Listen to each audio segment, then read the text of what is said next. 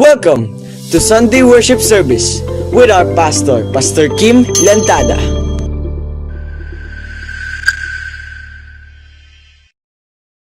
Okay? So as Christian or Christ followers, we build many important spiritual habits. Yeah? Tanggapin mo ang Panginoon sa Kristo, di ba marami na. Because the Word of God says, if anyone is in Christ, is a new creation. All things are passed away, behold, new things has come.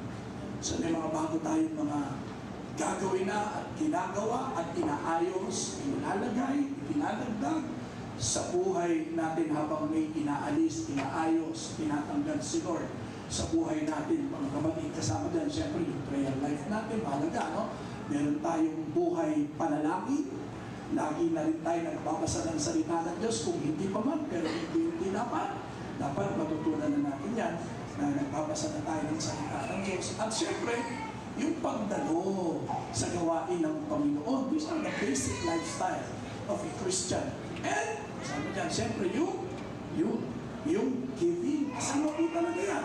Pagkat di mo pa naiintindihan, pero sa pagpapatuloy mo, maiintindihan mo rin yan, no? In this perfect time talaga, mga just don't give up. May mga bagay na hindi mo lang naiintindihan ngayon, pero hindi ibig sabihin, mali na. No? Just open your heart, and so just surrender your life, and change will happen, transformation will happen in your life. Lahat po kasi yan, na sinabi ko mga kapatid, may mahalagang gagampanang papel sa buhay natin yan bilang mga Kristiyano. Habang tayo ay nabubuhay, makikita mo rin dyan, kapakinabangan ng panalangin, ng salita ng Diyos, ng pamilya na tayo, may alam tayo sa salita ng Diyos, yung nakadadala tayo lagi ng gawain, ano po, at yung pati yung pagbibigay. No? Sa pagpapatuloy, banda-banda rin, makikita mo at maiintindihan mo rin kung bakit yan ay pinagagawa sa atin na nakasulat sa salita ng Diyos. But we must not forget this. The habit of praising God. Yung makagawian mo rin yung magpuri sa Diyos. Ikaw ba, ugali mo na, habit mo na ba yan? Yung magpuri sa Diyos, kagaya nitong isang babae nito. Sa tuwing gigising siya, pagkagising niya sa umaga, sumisigaw agad siya ng, Praise the Lord! Paggising na, every morning yan, sumisigaw siya, purihin ang Panginoon! Yun nga, may kapitbahay siya. Sa tuwing maririnig ng kapitbahay niya yung sigaw niya, purihin ang Panginoon! Yung kapitbahay niya hindi naniniwala sa Panginoon.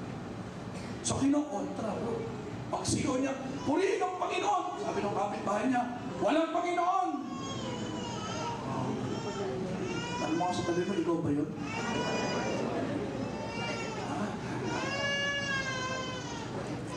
Praise the Lord! Walang Panginoon. Kaya isa pa, narinig niyang nananalangin itong Kristiyano ito. At ang panalangin, sabi niya, Panginoon, bigyan niyo naman ako ng pagkain, grocery. Narinig ng kapitbahay ko. Nagplano yung kapitbahay niya. Ang ginawa, siya yung bumili ng grocery. Tapos, inilagay dun sa labas ng pinagbuman. So, pag-gising ng Christian, Praise the Lord! Paglabas niya, purihin ang Panginoon! Sabi ng kapitbahay, walang Panginoon! Hindi galing sa Panginoon yan, sa akin galing yan! Sabi ng kapitbahay, siyempre, gali, kasanayan, di po ba? Yung pagpupuri, sabi niya, purihin ang Panginoon, hindi lang grocery ang ibinigay sa akin. Hinipuri niya, ang kapitbahay ko, mabumili ng grocery para sa akin. Purihin ang Panginoon! Hindi pa rin niya napigilan. Bakit? Habit. Gawin niya na yun. Yung magpuri sa Panginoon. Amen? Napakahalaga po mga kapatid sa isang Kristiyano. Yung alam mo kung gaano kahalaga yung pagpupuri sa Panginoon. Hindi lamang sa lugar nito, gagawin mo yung magpuri sa Panginoon. Kahit kahit wala ka sa lugar na ito, kahit sa pamilya ninyo, o sa trabaho mo, o saan ka man naroon, saan mang lugar, ay magawa mong magpuri sa Panginoon. Yung anuman ang maging sitwasyon, anuman ang maging kalagayan mo sa buhay mo, do madaling magpuri kay Lord, salamat kay Lord, maganda, may blessing, di ba? Pero papaano na kung nandoon ka sa kalungkutan, problema, pagsubok, magpupuri pa rin ba sa Panginoon? Yes. That's why the title of this message, Praise the Lord no matter what. Praise the Lord no matter what. Alam niyo, pagpupuri sa Panginoon, ang salitang praise o papuri, ay ginagamitan niya kapag gusto mong makapagpahayag ng iyong damdamin. Masaya ka, gusto mong ipahayag ito, pwede mong gamitin yun para papurihan ang Panginoon. O kaya naman yung pagpaparangal, yung pag mayroong magandang ginawa sa'yo, napapapurihan mo, lalo na si Lord. Ay, pwede mo siyang papurihan, lalo na kapag mayroong mga answered prayer, may mga tinugon na panalangin na talagang kita mo. At minsan naaalala mo, kagaya may naalala natin, yung kamatayan ng ating Panginoon sa Kristo. Sapagkat siya'y namatay para sa atin, upang madama natin yung pag-ibig ng Diyos, tumanggap ng kapatawaran sa ating mga kasalanan, iligtas tayo sa tiyak na kapahamakan, at bigyan tayo ng kasiguraduhan na buhay na walang hanggan. Sa tuwing aalalahanin mo yan, mga kapatid, ay talagang mapapapurihan mo ang Panginoon. So, pagpaparangal dahil sa mga ginawa. Or, pwede rin na pagtatangal o pagtataas mo sa Kanya. Hindi na dahil nararamdaman mo, o kaya naman hindi na dahil na may ginawa siya sa iyo, kundi pwede mo siyang purihin for who He is. Sapagkat siya'y Diyos, banal, makapangyarihan, at karapat dapat papurihan. So pinupuri natin ang Panginoon, hindi lang dahil may ginawa siya. May mga times talagang ganyan, na minsan di mo makikita at nakikita yung mga ginagawa ni Lord sa buhay mo, lalo na kung ikaw ay nasa problema at mga pagsubok at walang pakiramdam na papurihan mo siya. Pero nagbabago man ang lahat. Kasi si Lord hindi nagbabago yan. Kaya yung papuri mo ngayon ay mapapapurihin mo pa rin siya sa araw ng bukas. Every day, He deserves to be praised. Maganda po sa isang Kristiyano na maging habit. Maganda po sa isang Kristiyano pagkasunod ng ating Panginoon Jesucristo, maging ugali mo yung ikaw ay nakapagbibigay ng papuri sa Panginoon no matter what. And we are called to praise God. It is a command of God for all of us to praise Him. In Psalms 150 verse 6, awit, purihin ng bawat bagay na may hininga ang Panginoon. Purihin ninyo ang Panginoon. Everything that has breath, praise the Lord. Tignan mo yan, katabi mo, humihinga pa ba yan? Dahan-dahan ka magpahinga. Humihinga pa ba yan? Buhay pa ba yan? That's why in other translation it says, everything that is alive. Katabi mo, buhay ka ba? Pakinggan mo to. Shout to the Lord! You are the best! Hallelujah! Yan galing yung salitang hallelujah. Hal means praise. So, hallelujah, praise the Lord. Yan ang ibig sabihin niya. Purihin ang Panginoon. No matter what. Sa totoo lang, minsan pag may mga alalahanin tayo sa buhay, mga isipin, parang nakakaligtaan na natin yung buhay. Pero si David, naranasan niya ang mapagabag at malungkot. he realized this in Psalms 42 verse 11. Bakit nga ba ako nalulungkot at nababagabag? Dapat magtiwala ako sa inyo. Pupurihin ko kayong muli, aking Diyos at tagapagligtas. Amen? Dumaan marami si David sa matinding kalungkutan. Pagabag, bakit? Nakukonvict dahil sa kanyang nagawang kasalanan. Dahil doon marahil natigil ang kanyang pagpupuri sa Diyos because he is a worshiper. He is a worshiper of God. Galit, mahilig magpuri itong si David sa Diyos. Pero nalungkot at napagabag dahil sa kasalanan. Came to realize na purihin ulit ang Diyos. Because he deserved that. Amen?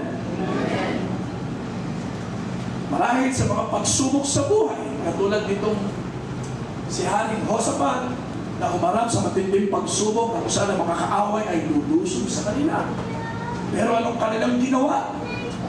Sa ikalawang kronika, 20-21, pagkatapos niya makipag-usap sa mga tao, pumili siya ng mga awit para mauna sa kanila at umawit sa Panginoon. Labanan yan, mga kapatid. Digmaan niya, gera niya. Pero anong ginawa niya? Pumili ng mga awit, tapos inilagay sa unahan. Sa unahan. Tapos, ano sabi rito? Upang papurihan siya. Sa kanyang banal na presensya, ito ang kanilang inaawit, pasalamatan ng Panginoon dahil ang kanyang pag-ibig ay walang hanggan. Grabe, labanan yun.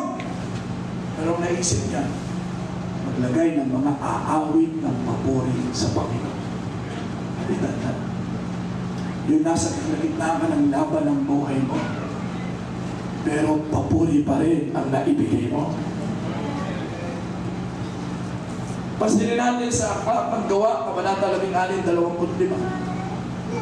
Nang sila Pablo at Silas ay nagsanib puwersa, nagsama upang sumunod sa kalooban ng Diyos, upang ipangaral ang mabuting balita, ibahagi ang salita ng Diyos sa maraming tao.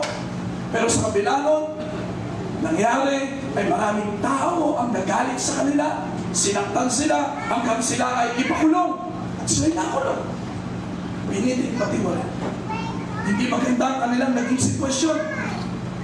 Masakit na karanasan yun para sa kanila. Pero anong ginawa nila? Sabi na Acts 16:21, nang maghahating gabi na. Ako, yan ang pinakamalungkot na oras, hating gabi.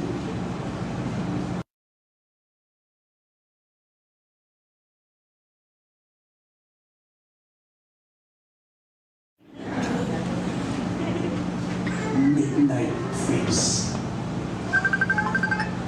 Malungkot. Di ba ganyan ang tao pag mga dumadaan sa mga problema at pagsubok? Natatahimik ka na lang. Natutulala ka. Walang kibo. Nasa midnight situation yan. Nasa hating gabi. Pero sabi nito, nang maghahating gabi na, nanalangin sina Pablo at Silas. At umaawit ng mga papuri sa Diyos. Nakikinig naman sa kanila ang ibang mga bilang. Anong ginawa nila? Umawit ng papuri sa Diyos. Sa kalagitnaan ng matahimik na sitwasyon. Nagawa kaya natin yun? Kapag tayo ay nandoon sa matinding conviction dahil may nagawa tayong pagkakamali at kakasalanan at still going to praise the Lord. O nasa kalagitnaan tayo ng laban ng buhay, still we praise the Lord. O tayo ay nandoon sa matinding naranasan natin mahihirap na sitwasyon at kanalagayan sa buhay na hindi mo alam ang gagawin mo. Pero, nagagawa mo pa rin. Papurihan ng Diyos. When we praise the Lord no matter what will happen? Why the word of God encourages us? No matter what, praise the Lord. Ang man ang sitwasyon at kalagayan natin sa buhay, magpuri pa rin sa Panginoon. Hanggat may hininga, hanggat buhay, let everything that has breath praise the Lord. Why? Because when we praise the Lord, no matter what, number one, we are inviting the very presence of God. Nagagawa natin dalhin ang presensya ng Diyos kung nasaan tayo. Of course, God is everywhere. Kahit saan naroon ng Diyos. Pero lagi kong sinasabi sa inyo na meron tinatawag ng manifested presence of God. The Word of God says, whenever I cause my name to be honored, I will come to you and bless you. Isa pa yung mga problema, pagsubok tayo, parang akala natin nawawala na si Lord. Hindi naman nawawala si Lord, mga kapatid. Amen? Yung sense natin in His presence. Minsan yun ang akala natin nawawala na si Lord. Hindi mo alam, nandyan pa rin si Lord. Hindi ka naman niya iniiwan, hindi pinababayaan, kapatid. Lagi siyang nasa tabi mo. Amen?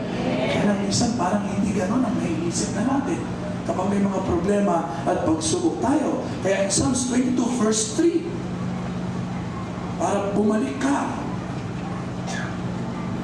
sa tamang pag-iisip na alam mong kasama mo ang Diyos, hindi ka nag-iisa. God inhabits the praise of His people. Ang Diyos ay nananahan sa mga nagpupuri sa Kanya. Amen? Nararamdaman mo, andyan ang Diyos. Subukan mo magpuri sa Panginoon. Lalo na pag may mga problema at pagsubok ka, try. Praise the Lord.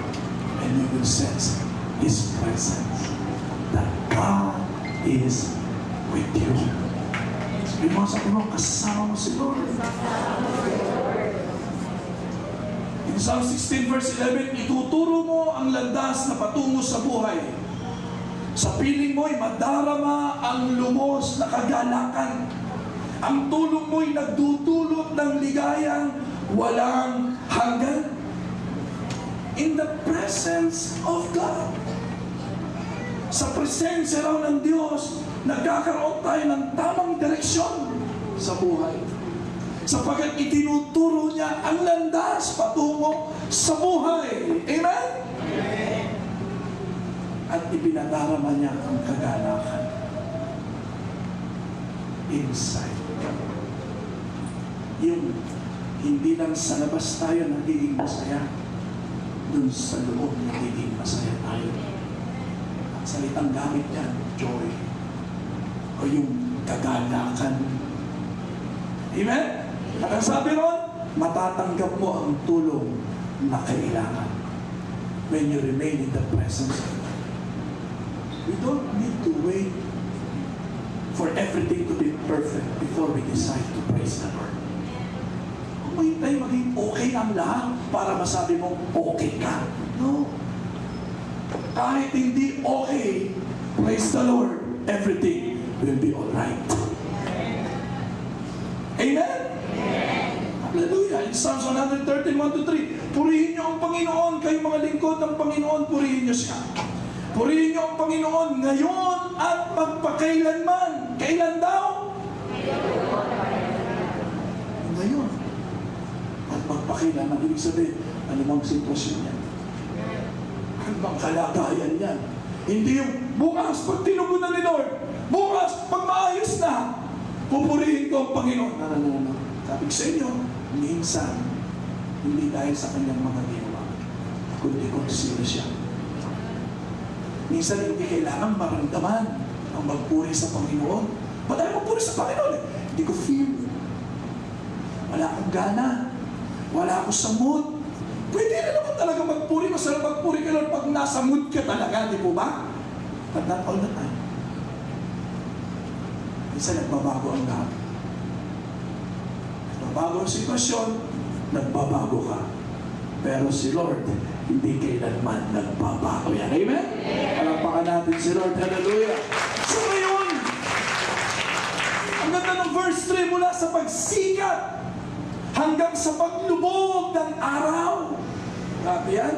Ang pangalan ng Panginoon ay dapat papurihan. Dapat papurihan.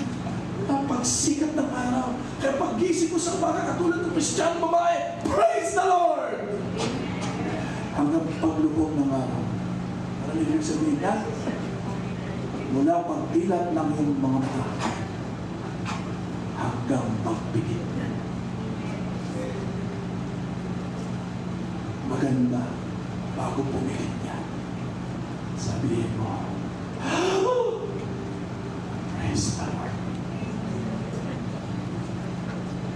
Hanggang sa paglubog ng araw, dapat papurihan ang Panginoon. It is a command of God, mga kapatid. So, ibig sabihin, ano mang maging kalagayan mo? Ano mang maging sitwasyon mo, kapatid? Papurihan mo ang Panginoon. Amen? Palakpakan natin si Lord. Hallelujah! You are inviting the very presence of God. Imagine mo, para kang isda na lumalangoy sa tubig. Para kang ibon na nakalilipad sa kalawakan. Ganyan ang Kristiyano pag nasa presensya ng Diyos. Amen? Everything. Lahat andyan. Lahat ng kailangan mo, nandyan when you are in the presence of God. That's why outside the presence of God is not good for us. It's not good for the fish if it is not in the water. Hindi maganda yan. Hindi maganda sa isda, sa isda na kalilipad. Hindi maganda sa ibon na hindi siya nakalilipad sa kalawakan. Sapagkat siya'y ginawa ko. Wala kang nakitang pumasok sa school ng mga ibon at isda para matutong lumoy at lumipad. Sadyang sila'y ginawa para doon. Ginawa tayo. Sadyang ginawa para sa presence ni Lord. Kaya, yung unang ibibigay ng Diyos sa tao, mga kapatid, ay presence ni Lord. Do you know what is the meaning of paradise? In the book of Genesis, nang gawin ng Diyos ang tao, inilagay sila saan? Sa paraiso. It's not just a place, but it is an atmosphere or environment. At saan? Sa presence ni God. Yan ang unang kailangan natin. Presensya ng Diyos. Ang unang kailangan ng isda, tubig. Hindi pagkain, tubig. The atmosphere, right atmosphere. Ang kailangan ng ibon, kalawakan. He was built for that. Tayo ganun din. Ang unang kailangan natin, presensya ng Diyos. Amen? At ang sabi ng salita ng Diyos, God inhabits the praises of His people. Sa tuwing may papuri, nagdadala ng presensya ng Diyos. Palakpakan natin si Lord. Maraming pwedeng gawin na pagpupuri sa Panginoon. Sa Bible, sinasabi, ipalakpak ang mga kamay, pag-awit, pwede rin pagluhod, pagyukot, o pagtaas ng mga kamay, pagsasayaw, pagtugtog at gamit ng mga instrumento, kahit paglalakad ay makapagpupuri, pagtalon, mga kapatid, at pagsigaw. Pansin niyo, lahat ng sinabi sa Bible, all parts of our body, kailangan gamitin for what? To praise the Lord. Hanggang sa pagtanda, okay lang, lahat dyan. Bata talaga, pwede mong gawin. Tumatalo na, sumasayaw pa, tinataas pa ang kamay, di ba? Ganun tayo, palakad-lakad pa. Mamaya sa yun, makikita niyo yan, ganyan sila lahat. Pero habang umiidad, nababawasan na lang. Nawawala yung pantalon, pero sumasayaw-sayaw pa. Hanggang ano na lang, pagkanong gano'n. Ibig sabihin, habang nabubuhay tayo, hindi dapat mawala ang papuri sa Panginoon. Amen. Palapakan natin si Lord. Kaya hanggat nandyan pa yan, gamitin mo upang maintindihan mo the very presence of God in your life. That God is with you. And another thing about praising the Lord no matter what. Number 2, we defeat the plan and works of our enemy. May kaaway talaga mga kapatid. At ang isang pinakahayaw ng papuri sa Diyos ay si Satanas. Yan ang ayaw ng ayaw. Yung maparangalan ng Diyos. Yung maitaas ang Diyos. Yung mapasalamatan ng Diyos. Lahat kapiligtaran ang gusto niya. Huwag mapasalamatan ng Diyos. Huwag maparangalan ng Diyos. Huwag maitaas ang Diyos. Huwag mong makita lahat ng ginagawa ng Diyos sa buhay mo. Maramdaman mo lagi ang kalungkutan, ang masaktan. Para ano? Hindi mo magawang magpuri sa Diyos. Sapagkat ang hindi pagpupuri sa Diyos ay paglayo sa presensya ng Diyos. But every time we praise the Lord, we remain in the presence of God. Are you still there? At alam din ng kaaway na ang papuri sa Panginoon ay gumagapos sa Kanya. Nagtatali sa Kanya. So pag siya ay nakatali na, nakagapos, hindi niya na magagawa ang mga gusto niyang gawin sa atin. Kaya may nag-aaway na mag-asawa kasi may kaaway. Kaya ang solusyon ko sa mag-aaway na mag-asawa, magpuri kayo sa Diyos. Magkakasundo kayo. Amen? Sino ba mga mag-asawa nito? Pag nakikita mo yan, na nang-aaway, sabihin mo sa kanya, magpuri ka nga sa Diyos. Hindi mo naman pwedeng pagsabayin niya. Kaya pag magulo sa tahanan, patutug ka ng Christian song. Alam mo naman Christian song yan, tapos makaaway ka pa. You are in the presence of God. Si Satanas, hindi pwedeng tumagal sa presensya ng Diyos. Umaalis yan. Amen? So kung gusto mong pigilan ang lahat ng gawa ng kaaway sa pamilya, sa relasyon ng mga asawa, sa mga anak, ay sa tahanan, hindi lang dito, maglagay din kayo ng papuri sa Diyos. Amen. Palakpakan namin si Lord. Hallelujah. Sapagkat ang sabi ng awit 149:6-9, malagay nawa sa kanilang bibig ang pinakamataas na pagpupuri o papuri sa Diyos. At tabak na may 2 talim sa kanilang kamay upang magsagawa ng paghiganti sa mga bansa at mga parusa sa mga bayan sa lahat ng gawa ng kaaway, upang talian ang kanilang mga hari ng mga taligala at ang kanilang mga mahal na tao na mga pananimpakal, yung mga pinuno na talian, upang magsagawa sa kanilang hatol na nasusulat, mayroon ng karangalan ito ang lahat ng mga banal, purihin ninyo ang Panginoon. God says, whatever we bind on earth will be bound in heaven. So how can you bind the words of the devil? Praise the Lord. Gusto nyo mapigilan lahat ng plano ng kaaway? Matigil at mahadlangan lahat ng gawaang ng kaaway na panggugulo? Sa anumang relasyon natin sa Diyos, relasyon natin sa ating pamilya, sa simbahan, sa ating kapwa, kaya nagkakaroon ng kaguluhan pag-aaway-away. Gusto niyo mapigilan yan? Praise the Lord. Magpuri tayo sa Panginoon, mga kapatid, sapagkat ito rin ay lumilito sa kaaway. Sa panahon ni Haring Josaphat na binasa ko sa inyo kanina, nang lusubin sila ng mga kaaway, anong ginawa ni Haring Josaphat? Matapos sila lumapit sa Diyos, manalangin at pag-ayuno, gumawa sila ng estratehiya. At anong ginawa ng estratehiya? Pinili niya yung mga awit at inilagay sa unahan. At habang umaawit papunta doon sa kampo ng kaaway, anong ginawa ng Diyos? Nilito niya ang mga kaaway. Yung 3 pangkat, yung 2 pangkat na kaaway, nilusob yung kasama nila isang pangkat, pinagpapatay. At matapos silang patayin isang pangkat, silang 2 pangkat, sila naman nag-away-away, nagpatayan, hanggang lahat namatay na. Nalito sila.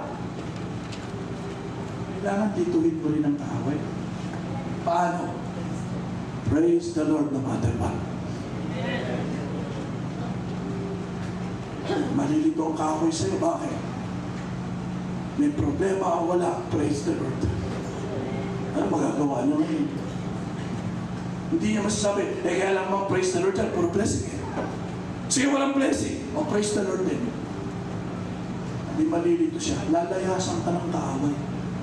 Tandaan nito, hindi alam ng kaaway at wala siyang kakayanang basahin ang iniisip natin. Only God can do that.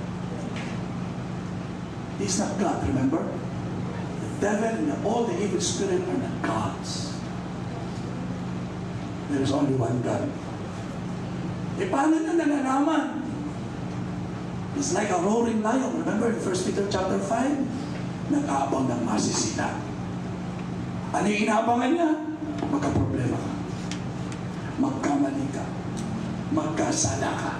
At dumating ka sa sitwasyon, may pangangailangan ka. Diyan papasok ang kaaway. Sapagkat kitang-kita niya ang kalungkutan mo. Kitang-kita niya na napapagabag ka. Kitang-kita niya na lungkot ka. Patay ka sa kaaway ngayon. Yung deception, yung panlilinlang at mga kasinungalingan, ilalagay sa isip mo. Kaya kung ako sa'yo, maging ugali mo. May problema o wala. Smile. Ano mahirap yung pastor? Yes, mahirap. Pero yun ang tamang gawin. Para malito mo ang kaaway. Hanggang umalis na yan sa buhay mo. Pero dapat makaugalian mo yun. Praise the Lord no matter what. Tingnan mo yung matabi mo. Tingnan mo. Sabihin mo sa kanya, purihin mo ang Panginoon.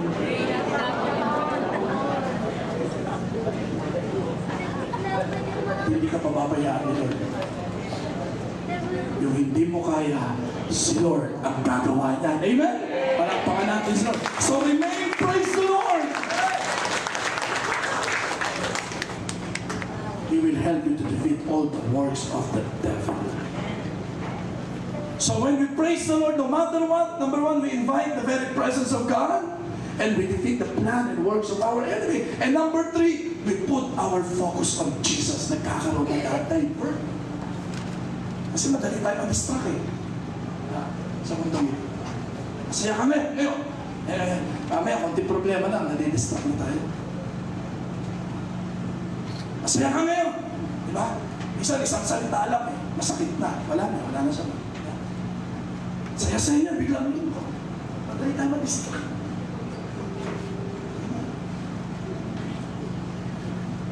At nawawala na tayo sa focus.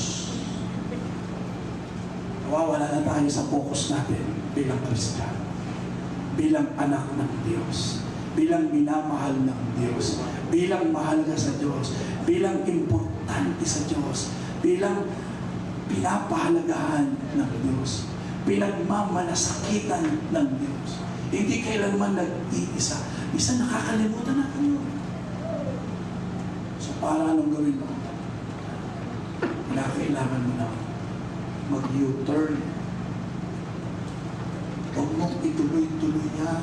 Kaya sabi ni David, ba't ako nalulungkot? U-turn. Magpupuri uli ako sa Diyos. Amen? And God always provide the U-turns lang. Para makabalik uli tayo sa Kanya. Focus to the author and finisher of our faith. And who is that? Our Lord Jesus Christ. Let's read in Hebrews chapter 12, verse 2. Ituon natin ang ating paningin kay Jesus na siyang sandigan ng pananampalataya natin mula sa simula hanggang katapusan. Tiniis niya ang paghihirap sa krus at hindi niya ito ikinahiya dahil inisip niya ang kaligayahan naghihintay sa kanya at ngayon nga ay nakaupo na siya sa kanan ng trono ng Diyos. Minsan natutulala ang bawat isa sa atin, di ba? Kaya kami sabi, bro, di ba? Malayo ang dibdib. Wala namang tinatanggihan.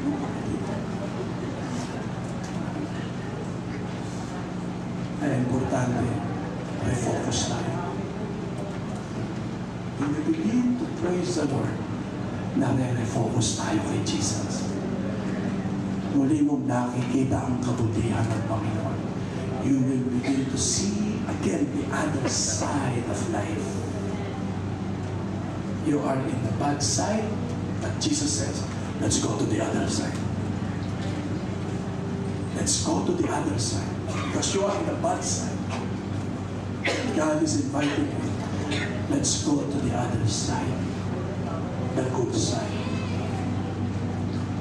The good side. And how to do that? You praise the Lord. And you will go to the other side of your life. The good side. If you are hurt, Jesus says, let's go to the other side. You praise Him. And you will go to the healing side. You are weak.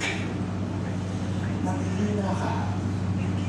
Let's go to the other side. Let's go to the strength side. I will strengthen you. I will empower you. But the key to go to that side is to praise the Lord. Remember in Psalms 100 verse 4, come into His presence with thanksgiving in our heart and praise. Papuri sa Panginoon.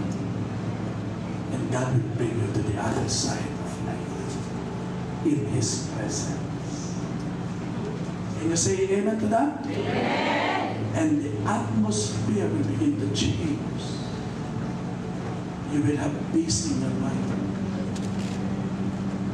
Kumagaan ang pakiramdam. You are in the presence of God. But you need to praise Him. Kailangan natin tayong may papuri sa Panginoon, mga kapatid. Huwag nating aalisin yan. Huwag mong hayaang pigilan sa iyo ni Satanas yan.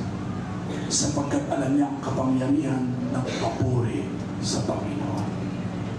Pigilan. Huwag mong alisin yan sa buhay mo, kapatid.